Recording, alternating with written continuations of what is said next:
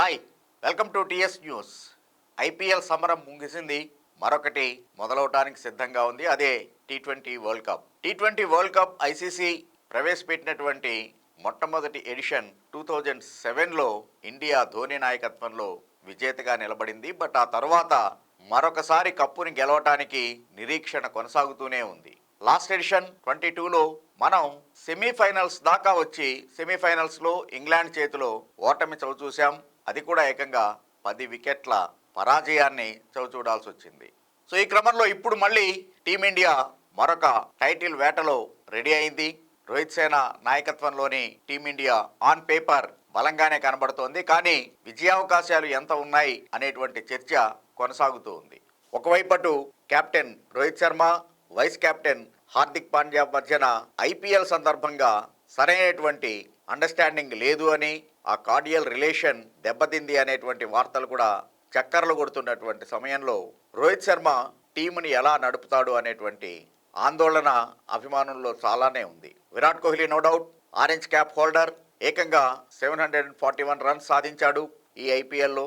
So కాబట్టి అతని form గురించి ఎటువంటి ఇబ్బంది లేదు. కానీ మిగిలినటువంటి టీం ఎలా ఉంది, నిజంగానే ఇప్పుడున్నటువంటి టీంకి వరల్డ్ కప్ గెలిచేటువంటి సత్తా ఉందా అని ఆలోచిస్తే అఫ్కోర్స్ మొట్టమొదట చూడాల్సినటువంటిది ప్రైమ్ టార్గెట్ ఏ టీంకైనా కానీ సూపర్ 8. ఈసారి ఏకంగా రికార్డు స్థాయిలో 20 టీములు పార్టిసిపేట్ చేస్తూ ఉన్నాయి. ఆ 20 టీముల్ని 4 గ్రూపులుగా విభజించారు. ఒక్కొక్క గ్రూపులో 5 దేశాలు ఉండేట్లాగా. మన గ్రూపులో స్ట్రాంగ్ టీం అంటే అఫ్కోర్స్ పాకిస్తాన్, ఈవెన్ ఐర్లాండ్ ఉంది. అలాగనే ఆతిథ్య దేశం యునైటెడ్ స్టేట్స్ ఆఫ్ అమెరికా, మరొకటి కెనడా. సో ఈ 5ట్లో అఫ్కోర్స్ పాకిస్తాన్ ఒకటే మనకి బలమైనటువంటి ప్రత్యర్థి. ఈవెన్ ఐర్లాండ్ని తక్కువ చేసేటువంటి పరిస్థితి లేదు. రాట్ టక్కర్, అలాగనే టెక్టర్, బేర్లీ, సో ఇట్లాగా వాళ్ళ పాల్ స్టిర్లింగ్, సో వాళ్ళ టీం కూడా చాలా బలంగానే కనబడుతూ ఉంది. పర్టికులర్గా జోష్ లిటిల్ లాంటి బౌలర్ ఐపీఎల్లో కూడా ఆడాడు, గుజరాత్ టైటాన్స్కి ప్రాతినిధ్యం వహించాడు. సో అందుకని పాకిస్తాన్ తర్వాత కొద్దిగా మనకి పరీక్ష పెట్టేటువంటి టీం ఐర్లాండ్ అని చెప్పుకోవచ్చు. United states of course Bangladesh మీద సిరీస్ విక్టరీ సాధించినా కూడా ఇండియాని బీట్ చేసేటువంటి అంత ప్రదర్శన చేయగలదు అని చెప్పేసి ఎవరు భావించట్లేదు. కోరీ అండర్సన్ లాంటి న్యూజిలాండ్ ఫార్మర్ ఆల్రౌండర్ టీంలో ఉన్నాడు. అది వాళ్ళకి ప్లస్ పాయింటే. కోరీ అండర్సన్కి పర్టికులర్గా ఇండియా మీద మంచి రికార్డు ఉంది. అసలు ఒక దశలో ఇండియాతో జరిగినటువంటి ఆ ప్రదర్శన ద్వారానే అతను ఐపీఎల్లో కూడా చోటుని సంపాదించుకున్నాడు. సో అట్లా వేళ్ల మీద లెక్క పెట్టగలిగినటువంటి ఒకరిద్దరు ప్లేయర్లను మినహాయిస్తే even US not that much dangerous team, even for that matter Canada also. So India ఎలా అయినా సరే ఈ గ్రూప్ నుంచి సూపర్ 8కి వెళ్ళటం పక్కా, అందులో అనుమానం ఏం లేదు. సూపర్ 8కి వెళ్ళిన తర్వాతే అసలైనటువంటి పరీక్ష మొదలవుతుంది. ప్రపంచంలోనే అత్యుత్తమమైనటువంటి టాప్ 8 టీమ్స్ సూపర్ 8లోకి వస్తూ ఉంటాయి. సో మన టీం ఎలా ఉంది ఓవరాల్గా, ఈసారి కప్పు కొట్టే సత్తా ఉందా అంటే లాస్ట్ ఎడిషన్కి ఇప్పటికే ఉన్నటువంటి తేడా బుమ్రా. అటు 22లో జరిగిన వరల్డ్ కప్లో బుమ్రా లేకపోవటం చాలా పెద్ద లోటు, అది స్పష్టంగా కనబడింది కూడా.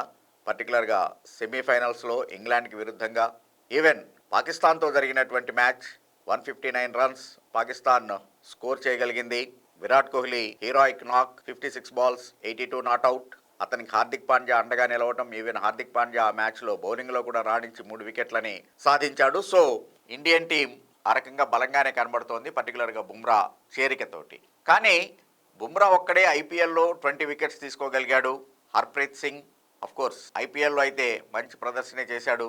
కానీ 9+ ఎకానమీ ఖచ్చితంగానే రోహిత్ శర్మని ఆలోచించేట్లా చేస్తూ ఉంటుంది. కొంచెం అది వర్రేడ్ ఫ్యాక్టర్గా ఉంటుంది. మరొక కీలకమైనటువంటి పేసర్ మహమ్మద్ సిరాజ్ ఈ ఏడాది అంతగా ఆకట్టుకోలేకపోయాడు. కొన్ని మ్యాచ్లకైతే అతనికి ప్లేయింగ్ 11లో కూడా చోటు దక్కలేదు. మరి ఫస్ట్ హాఫ్లో అయితే చాలా ఎక్స్పెన్సివ్గా ఉన్నటువంటి సిరాజ్ సెకండ్ హాఫ్ కొద్దిగా లయని అందుకోగలిగాడు. అయినా కూడా ఓవరాల్గా 10+ ఎకానమీతో అతను బౌలింగ్ చేశాడు అంటే దాన్ని కూడా ఆలోచించాల్సినటువంటి అవసరం ఉంది.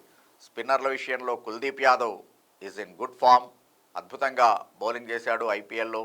జడేజా మరొకసారి ఐపీఎల్ ఫామ్ని కనుక దృష్టిలో పెట్టుకుంటే ఖచ్చితంగానే ఆందోళన చెందాల్సినటువంటి ప్రదర్శనే. కేవలం 8 వికెట్లు మాత్రమే సాధించగలిగాడు అతను. ప్లస్ ఎకానమీ కూడా, జడేజా సహజంగా చాలా ఎకానమిక్ బౌలర్, బట్ ఈ ఐపీఎల్లో పరుగుల్ని ధారాళంగా ఇచ్చాడు 10+ ఓవర్కి.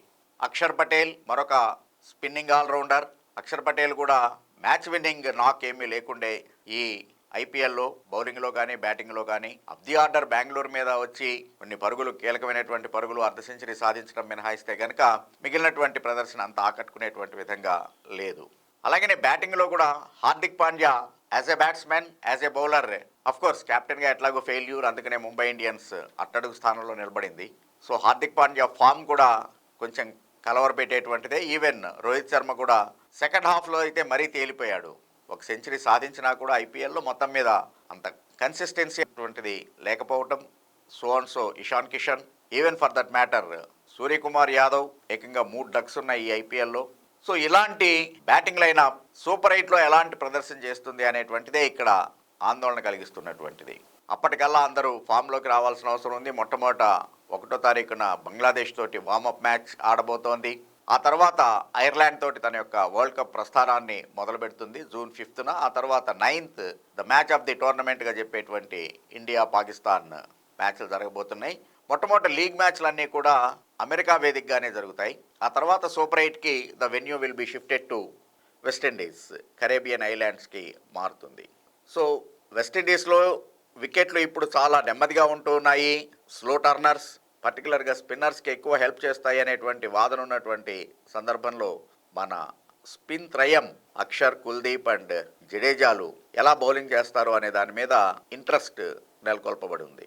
ఈవెన్ పేసర్లు మహమ్మద్ సిరాజ్కి అఫ్ కోర్స్ అమెరికా వికెట్లు చాలా సూట్ అవుతాయి అనుకుంటే కనుక ఇటు వెస్టిండీస్కి వచ్చాక సిరాజ్ ఎలాంటి ప్రదర్శన చేస్తాడు అనేటువంటిది కూడా చూడాలి. ఎక్కడైనా కానీ Bumrah is of course A loan fighter. Bumrah విషయంలో ఎటువంటి అనుమానం లేదు, కానీ మిగిలినటువంటి మన బౌలర్లు ఎలా రాణిస్తారో అనేది చూడాలి. దానికన్నా ముందుగా బ్యాట్స్మెన్ అందరూ కూడా ఫామ్లోకి రావాల్సిన అవసరం ఉంది. అటు వార్మప్ మ్యాచ్లో కోహ్లీ ఆడట్లేదు, ఇంకా టీం తోటి జాయిన్ అవ్వలేదు. కాకపోతే కోహ్లీకి ఉన్నటువంటి ఫామ్ ఖచ్చితంగానే అతను పెద్ద ఏదో 1-2 వార్మప్ మ్యాచ్లు ఆడకపోయినంత మాత్రాన వచ్చేటువంటి ఇబ్బంది ఏం లేదు. కానీ ఖచ్చితంగానే జరగబోయేటువంటి ఆ వార్మప్ మ్యాచ్లో పాండ్యా అండ్ రోహిత్ ఏ రకంగా ఒకళ్ళనొకళ్ళు సహకరించుకుంటూ జట్టు కోసం ఆడతారు, జట్టు విజయం కోసం ప్రయత్నిస్తారు అనే దాని మీదే ఇండియన్ టీం యొక్క ప్రయాణం ఆధారపడి ఉంటుంది. ఓవరాల్గా చూస్తే కనుక Indian team is on good form on paper. Last ఎడిషన్లో ఉన్నటువంటి రాహుల్ ఈసారి లేకపోవటం ఒక్కటే లోటు, కానీ లాస్ట్ ఎడిషన్లో లేని బుమ్రా ఈ ఎడిషన్లో జతగలవటం మనకి ప్లస్ పాయింటే. టీమ్గా కలిసి ఆడేట్లయితే మాత్రం ఖచ్చితంగా ఇండియా సెమీఫైనల్స్కి వెళ్ళేటువంటి 4 టీముల్లో ఒకటి అని ఖచ్చితంగానే చెప్పచ్చు. Let us hope Indian team will do better in the T20 World Cup, and even TS News Digital is wishing Team India a very best of luck. Thank you. Thanks for watching TS News.